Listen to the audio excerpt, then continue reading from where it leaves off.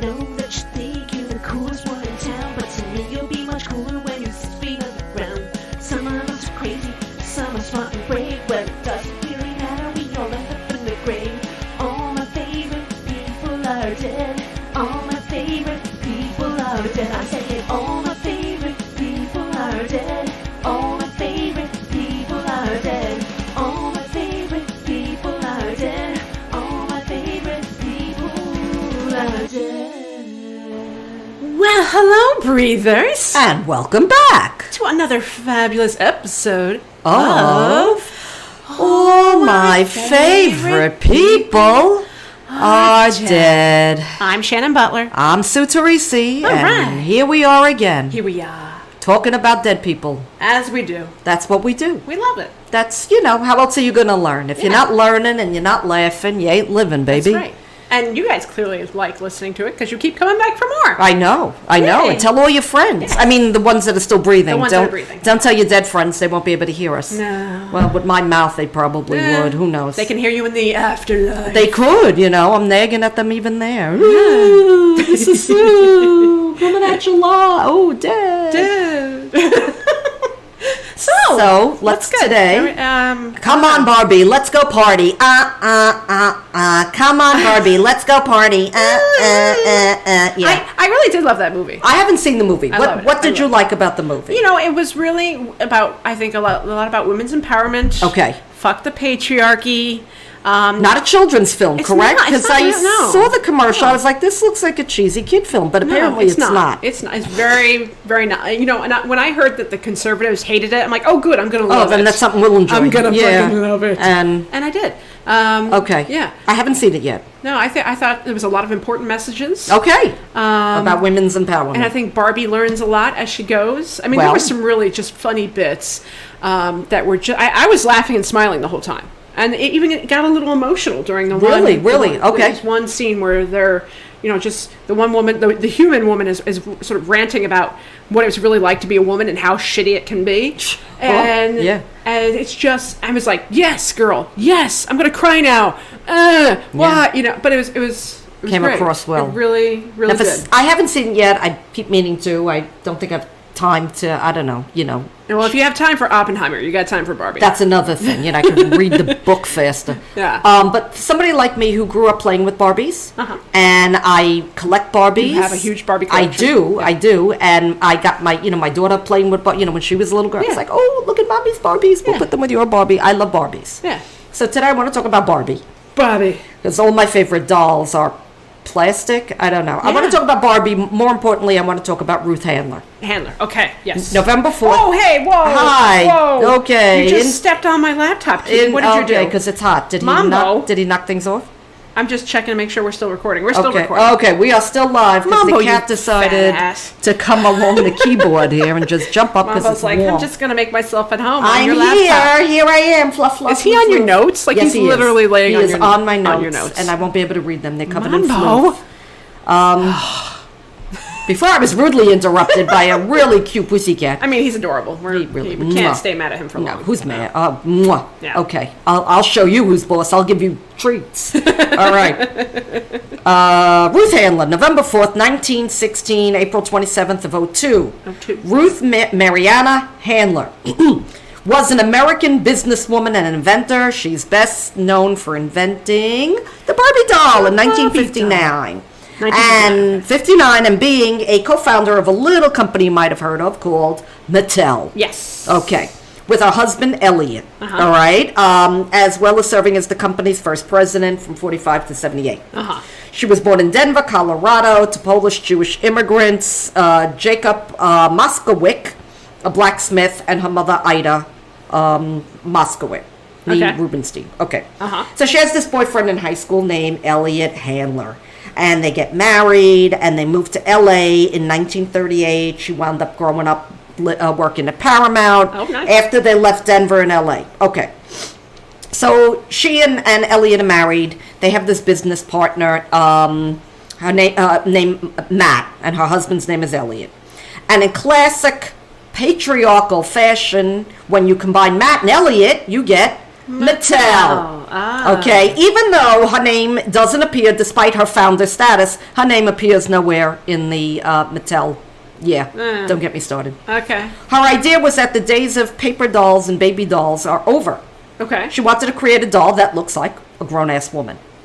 With boobs and all. The whole thing. That's a grown-ass woman. The whole thing. Okay. She was in Germany. She said they had these things called Lily dolls, which are like, they're precursors of Barbie dolls. They're dolls, figure like a Barbie doll, but a primitive Barbie doll. That was the inspiration. They were sold in Germany in the 50s, and although it was initially sold to adults, I guess like a tchotchke or something, it became popular with children who enjoyed dressing the dolls up in the outfits that you could buy separately. So she says, we should do something like this in America and make this doll. Accessories and everything, yeah. Same thing. You could change her clothes and play with her hair, and it's not paper. It's not a baby doll, because who says we're all going to grow up and be moms, right? This is something that you can play with her and change her clothes and her outfits, and everything about her is tactile and manipulative, right? You can manipulate the doll.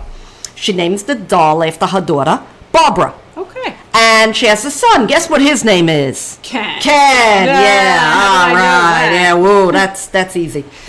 Okay. So Ruth, she's in the company. She has breast cancer in 1970. Oh dear. So to combat this, she had a modified mastectomy, which often at this time was used to combat the disease. Yes. But there were difficulties finding a good prosthetic breast for her. Right. So she says, you know what? I'll just make my own. So again, she goes to another company with the help of her woman business partner, Peyton Massey, and under the new company, Ruth Corporation, she manufactured a more realistic version of a woman's breast called Nearly Me. This invention became popular even with Betty Ford, the then First Lady, being fitted for one. So she goes from company to company with her innovations. Wait, how did the I'll tell you. Mattel folks feel about that? I'll tell you. She was no longer with. I'll tell you. Okay. So, following several investigations of producing fraudulent financial reports, she resigned from Mattel in '74. So she's no longer with them. There was a lot of stuff investigating there. So, how did her husband handle that? Yeah. Investigation continued. She resigned. In '78, Handler was charged with fraud and false reporting to the U.S. Security and the SEC. Security, so there's a whole thing there. She pleads no contest. She's fined $57,000 and sentenced to 2,500 hours of community service. She says, well, it was my illness that made me unfocused on my business. Okay. So basically they get off scot-free, and she goes on and she does the other company. Okay. So here she's empowering children with Barbie, and then she's empowering women who are in need of a prosthetic. Okay. Yeah. Okay. She dies in California after complications for colon cancer with surgery on April 27th, 2002. She was 85. Okay. Elliot dies 9 years later at the age of 95. Okay. Okay, so let's talk about Barbie. Okay. Sure. That's Ruth. That's how Barbie comes into, play. Let's talk about Barbie herself. That's my focus for today. Barbie has a full name. Her full name is Barbara Millicent Roberts. Yes, that's her full name, people. Really? Yeah, I don't make this shit up. I'm not that smart. Doesn't sound Jewish. She doesn't look Jewish. Barbie doesn't look Jewish. No. Barbie doesn't look like... She looks like a wasp. She really does, okay? Considering it came from the mind of a Jewish woman, right? She's all American, let's put it that way. Sure. She doesn't look anything, I'd like to say. Barbie, the doll, is an icon, almost like a false idol, if you will. She has adapted over the years with social movements and historical events. She's been loved, she's been hated. She has many different looks, many different occupations. Right. She captures the imagination of little girls, telling them they can be anything they want to be. Right. Because up to then, you had little baby dolls, and you would feed the doll and change the doll. Like, and you're going to be a mom, and that's it. And this is what you're going to do. You're going to take care of this little effing doll, and that's what you're going to do. Right. Now Barbie is an astronaut, Barbie is a lawyer, Barbie is whatever. Barbie's every color, every shape, every size. And it is very empowering. Yes. There was a documentary called Tiny Shoulders, Rethinking Barbie, which I've watched and I would suggest everyone watches. Really? I think it was on Hulu. Okay. Rethinking Barbie. Yeah. Why some people, think it empowers women and girls, and some people don't. Yeah, it's definitely a hot topic. It really is. Yeah. It really is. I haven't seen the film. I mean to. Then You there's, should. You gotta. on another note, there's an 18-minute film on Barbie, but it's Barbie and the Jews. It's called simply The Tribe. The Tribe. Yeah, it is a documentary, very thought-provoking, by Tiffany Shalane. Okay. It's how Barbie is, I don't want to say she's Jewish, but how it connects to her being like a member of the tribe. It's two different viewpoints on two different stances. There's a million different viewpoints when it comes to Barbie and little girls and how we... It really is. Or little boys playing. Right. You know, it's not G.I. Joe. It's not an action figure. Right. I played with Barbies my whole life. I could tell the difference between my Barbie clothes and my daughter's because mine have little snaps. They have snaps in them where my daughters had Velcro. Oh, right, yeah. Because I saved, my mother saved a lot of my stuff, and when my daughter was born, I would give her my dolls to play with her dolls, and you could see how it's changed, but the material and the fashion, mine had little go-go Fashions, boots, yeah. and it's just, I still get a kick out of it. Sure. You know, hours of fun, you know, using your imagination. I think it's a, can I have my notes? I think it's a way to express ourselves. Kat doesn't want to give me my notes. I'm just going to put them on you. Here you that go. works, yeah. So which leads me, I'm going to get on my soapbox about women because of women's empowerment. Okay. Did you know, in 1971, a woman could not get a credit card in her own name? Right. It was not until 1974 that a law enforced credit card companies to insure cards to women without their husband's signature. Can't get a card in your own name without your husband. Right. They could not be guaranteed that they wouldn't be fired for the big offense of getting pregnant. That's a big offense. Yeah. That changed with the Pregnancy Discrimination Act of 1978. Wow, that's late. You could get... That's late. That's an offense. You could get fired. Yeah. You love this? Serve on a jury. It varied by state, Utah deeming women fit for jury duty way back in 1879. Well, they were trying to attract women to come to Utah. Yeah, exactly. But the main reason women were kept out of jury pools was that they were considered the center of the home, which was the primary responsibility as a caregiver. Therefore, you don't need to be on a jury. Right. So it wasn't until 1973 that all women were able to serve on juries in all 50 states. Good Lord. Women could not fight on the front lines. Admitted into military academies in 1976. It wasn't until, you ready for this, 2013 that the military ban on women in combat was lifted. Yep. Prior to 73, women were only allowed in the military as nurses or support staff. Yep. Get an Ivy League education, because what woman would want something like that? I mean, who wants a career? Women, What? Yeah. Why? What is that word? Think. Yeah. Heaven forbid. Yale and Princeton didn't accept female students until 1969. Oh my gosh. Harvard didn't admit women until 1977 when it merged with the all-female Radcliffe College. Brown, which merged with Women's College Pembroke, Dartmouth and Columbia did not offer admission to women until 1971, 2, and 1981 respectively. Oy. Respectively. Yeah. Women could not take legal action at the workplace against sexual harassment.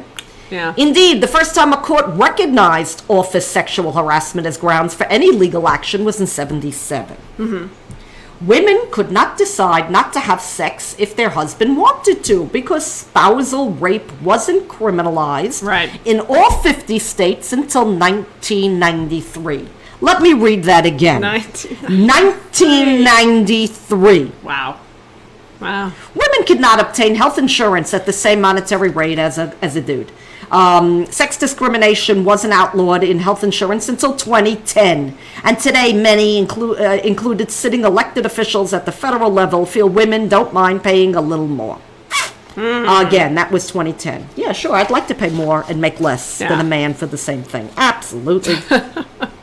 Birth control pills. Issues like reproductive freedom and a woman's right to decide. Oh, that's still up in the air. Let's not talk about that. To have children were openly discussed in the 60s, but illegal in some states and could be prescribed only to married women for the purposes of family planning, and not all pharmacies would stock the pill. I mean, the fact that We right went now backwards, we're going like, backwards with the like I you know, several states. I just can't even. know. I mean, hello. I can't even. I'm not gonna talk about it because it just gets me angry. Oh, but you're gonna love this. Okay. No. Yeah. Birth control pills were only for women for the purposes of family planning, and not all pharmacies were able to stock it. Right. Some of those opposed said oral contraception were they were immoral, promoted prostitution, and were tantamount to abortion. I quote and unquote. Yeah. It wasn't until several years later that birth control was approved for use by all women regardless of marital status. In short, birth control now means a woman could complete her education, enter the workforce, and plan her own life, except now with, people who are not pro-Roe. Again. Yeah. So we're not going to go there because that's a separate episode. No, that's a whole nother issue. Oh, and just one other small thing. Prior to 1880, the age of consent for sex was set at 10 or 12 in most states, with the exception of Delaware, where it was 7. Jesus fucking Christ. I'm going to read that again. No. Prior to 1880, the age of consent. Okay. So, go Barbie. What does Barbie have to do with all of this? Everything, okay? Okay. Women should be... Everybody should be who they want to be. Whether you're a woman, you're born a woman, you choose to be a woman, you're a I don't care. Be nice, wash your hands, do the right thing, be good to the dog. Don't get on my effing nerves. Right. I don't understand discriminating against somebody because they have a uterus. I don't understand discriminating against somebody because their eyes are a different color than yours. Yeah. I think Barbie makes an awareness, not only to the little girls, but to people. I think that's what she's threatening to adult people. I think that's why people find her. I think that's why the movie was such a huge success. it from what I hear in the trailers I've seen, it gives a point and an impact. There's this funny part in the film where she's in Barbie Land, and the Supreme Court in Barbie Land's all women, right? Oh, okay. And then she has to come to the real world for a bit, and she sees this billboard up in Los Angeles, and it's actually of like the Miss America pageant, but she's like, oh, look, the Supreme Court, and she realizes, she's like, oh no, no, like, that's not the Supreme Court. It's a bunch of pretty girls. Yeah, it's hilarious. I just... Did you play with Barbies when you were a little girl? A little bit. I was a bit of a tomboy. Okay. So I spent a lot of time outdoors, but I did have Barbies. And I did have... I lived in the hood. We couldn't go outdoors. So I spent a lot of time inside with my Barbie dolls. I was out in the forest building forts with my friends and swimming in the river and the creeks and stuff. And I spent a lot of time outdoors. But when on rainy days, I would definitely be inside playing with my Barbies and making silly things, and didn't know what sex was. But I'm like, they're having a baby, like... Stupid stuff like that. That's adorable. When I was young and dumb. Yeah. Now I would change their clothes. Yeah. And Barbie was this, and Barbie was that, and Barbie had a... What did I have? I had a thing with an elevator, and my the friend... dream house? Yeah, I think I had like the dream house, and my girlfriend had the airplane, and we would put them together and make like a whole little thing. And in my mind, I distinctly you could be anything you wanted. She could go anywhere. She could do things that I was unable to do at that time. Right. And I'm thinking, well, Barbie could do it now. I'll do it later. Yeah. So I do, and I have all the dolls, the ones that I don't have displayed, I do have all packed away, all nice with their clothes. Yeah, I have trunks of them that were mine and my daughter's, and yeah. I think there is something magical about using your imagination and, having a person, a real life grown up when you are not, and thinking of all the possibilities of the things that you can do when you get to be that age that she can do now. I think there's something very magical about that. There's a scene in the Barbie movie where, which I definitely related to, because you have the one Barbie that was played with too hard. She looks like crap. She looks like her hair's fucked up. And she's got magic marker on her face. Magic marker on her face. Yeah. And I was like, I definitely had Barbies like that. Yeah, I think all of us do. Definitely fucked up some of my Barbies. All of us do. That you cut her hair and you think it's going to grow back. Yeah. Or, she gets left out, in the rain. Right. But these are the very loved Barbies. Yeah. And there is something to be said for that too. Yeah. You know, all these different types, and there's many different ones now that they didn't have when I was a kid. I think it's something for a child, any gender, any whatever, to play with dolls because they look like grown-up people. Sure. And you know, you have the little family and she had her best friend Skipper and whatever. And I just you know, one day we're gonna be like Barbie. So come on, Barbie, let's go party. So I think Ruth Handler was an inspiration, changing the lives of children and then changing the lives of women later on. Sure. A real inventor, a real compassionate woman who who said you don't just have to change the baby's diaper. She appears in the film. There's a character in there that's Ruth does? Clearly Ruth. Yeah. Yeah, Ruth That's good. It's That's cute. good. So go Barbie. Go Barbie. Play with your dolls. It's okay. I think it's fine for anybody to to use their imagination. And That's right. You don't have to change diapers. You could be an astronaut. That's right. Or a person doing a podcast about dead people. That's right. Do they have a podcast Barbie? We should make some. We should make podcast Barbie. Yeah. And one would look like you, and one would look like me. Mine, of course, would look like the crazy cat lady. Mine would come with several cats. Yours would come with dogs, puppies. Lots Yeah. of dogs. And, yeah. So we should get on that. We should see if we should do that podcast Barbie. Podcast Barbie. I like it. Yeah, there you go. We're Little gonna have to do microphones this in front of us. Yeah, we should totally do that. That's good. That's Okay. good. All right. Well, on that note, Thank you for listening. to another wonderful, funny, Silly. informative, very silly episode of All My Favorite People Are Dead. See ya. Bye. In the grave, all my favorite people are dead. All my favorite people are dead. I said all my favorite people are dead.